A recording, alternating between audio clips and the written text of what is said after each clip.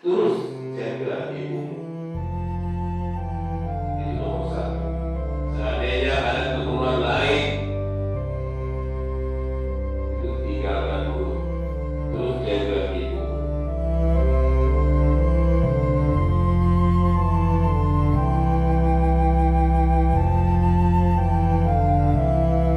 Kirim pahala, sedekah, kirim pahala, sama dia, kirim pahala, mengaji, kirim semua untuk mereka.